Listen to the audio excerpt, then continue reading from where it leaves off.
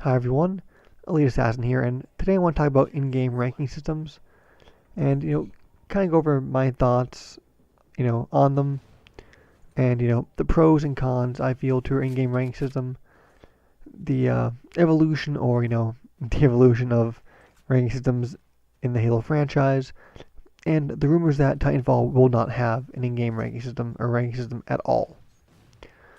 Now, the reason I was kind of thinking about this had to do with two things. One of them is the gameplay you see here.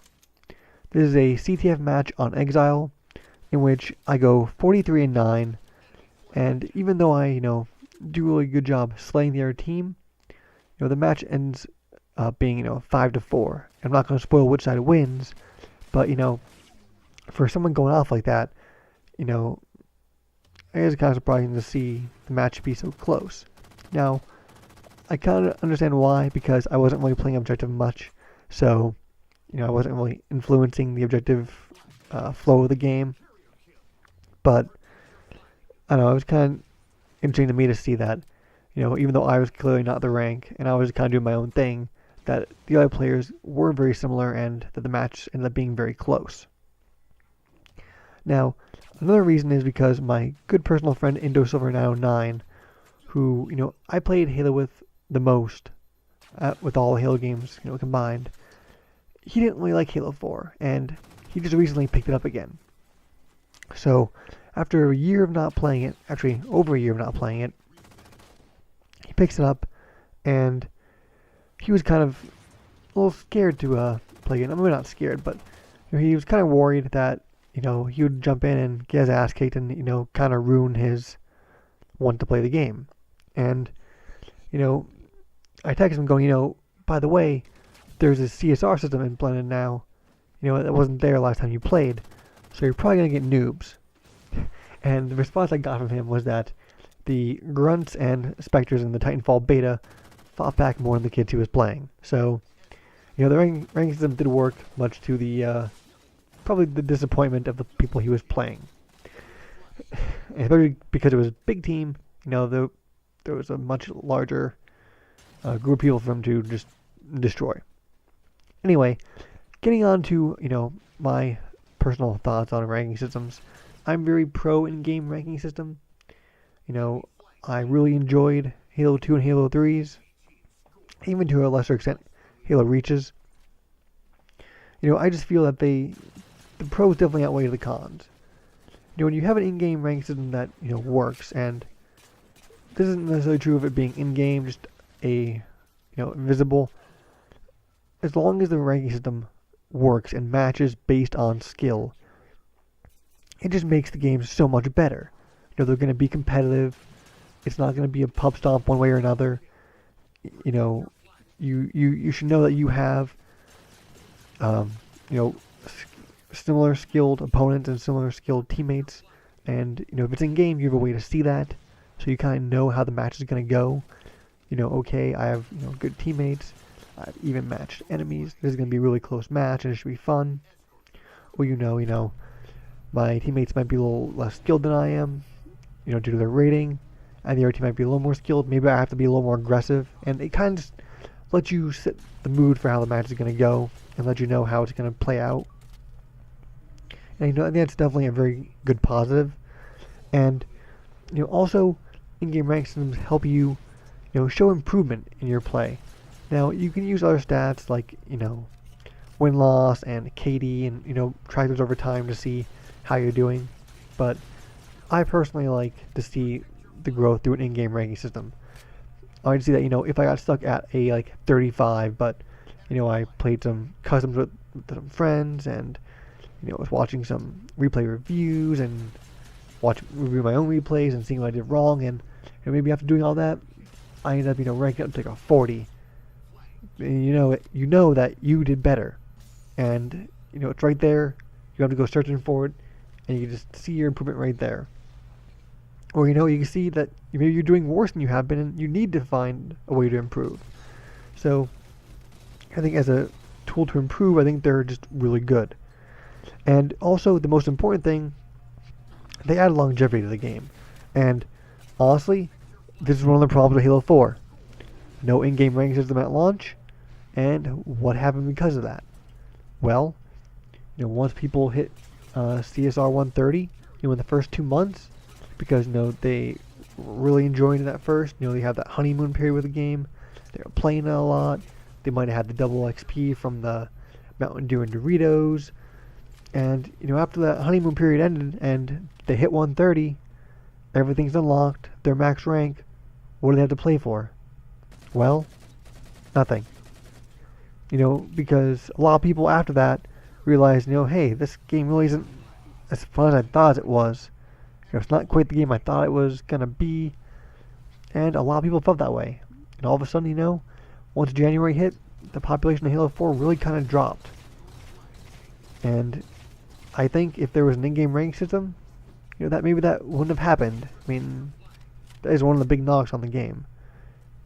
There's other things, other factors too. I'm not gonna get into that. I'm just purely talking in-game ranking system at the moment. But if you look at Halo 3 and Halo 2, people loved them, and they kept playing them. With the ranking system, it gives you something to strive for. If you want to try to get that 50, it gives you reason to play. And if you get a 50 in a playlist, and there's multiple ranked playlists, then go get them in all of them. It's just something to do, something more to do than just playing the game to have fun. It gives you an extra purpose if you want to achieve it. Another thing about rank systems, I think before I jump on there, just to show the idea of longevity, Halo 3 lasted with a pretty solid population through not only the rise in population of Modern Warfare 1, but also through Modern Warfare 2. It survived 2 Call of Duties that were, that helped it grow to what it is today. And I do think, there being a good, strong ranking system might have helped Halo 3 keep some of the population that it did.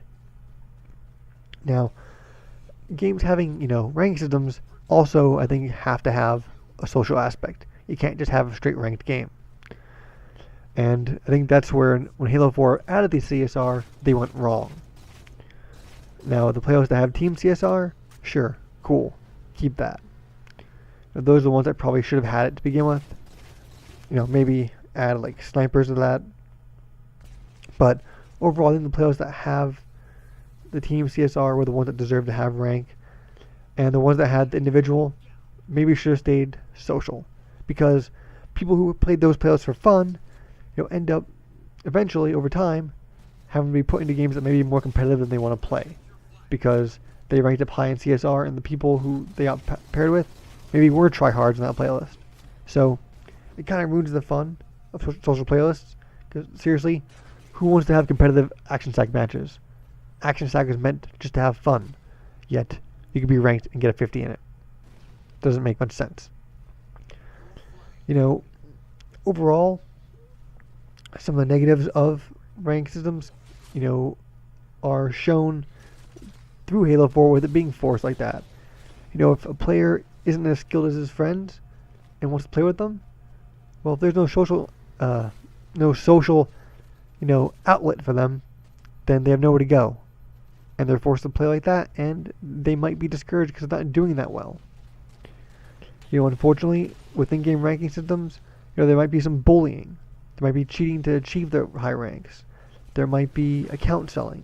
But, the latter of the two, the cheating and the account selling, really is a minimal thing. The fact that, I know Frankie mentioned that they're not going to be in-game ranking systems to Halo 4 because he didn't like that behavior, I felt was just hurting the masses because of the few. I played over 4,000 or 5,000 Halo 3 matches, and I only encountered cheating once. Just once. Maybe I'm lucky, but I only encountered it once. And it was actually on my team, the guy was cheating. So, it wasn't that much of a widespread problem. And honestly, if you bought a 50, that's really kind of sad. Because the first time you go to play that playlist, you're going to lose it. And if you have just to flaunt it, people are going to know you're not a 50 when they play you. I don't know who you're trying to fool. And, like I said, there's also, bullying, unfortunately. Now, that did happen, even to me. I was a 45, and I was picked on. Like, you're terrible. and all other kind of crap people say. And that's not a ranking system problem. That's a people problem. They have a personality issue. Same thing with people who cheat and sell it. That's personality. That's a personal issue. And keeping a ranking system out of the game is not going to solve that. They're still going to talk shit for KD or whatever. You're not going to fix that.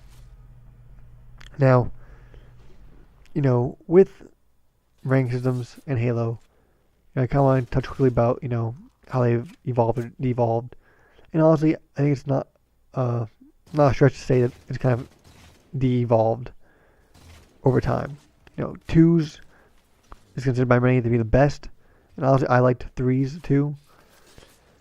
Those were good ranking systems. Reach got put into a one playlist, the arena, and kind of tried to adopt the StarCraft system, but it failed.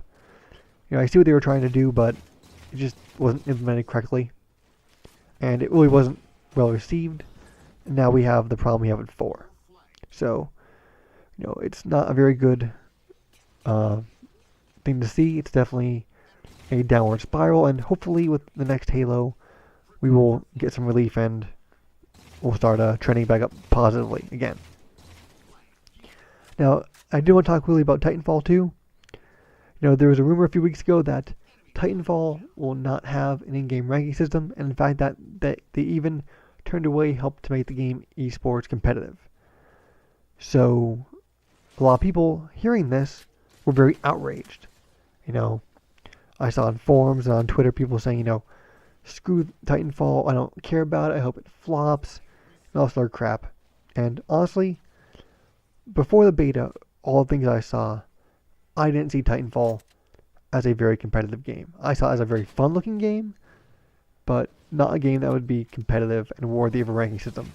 After playing it, I could definitely see a ranking system fitting into some playlists, like maybe Last Titan Standing, stuff like that. Because it is definitely more of a competitive game than I gave it credit for. But I still don't see it working for all playlists.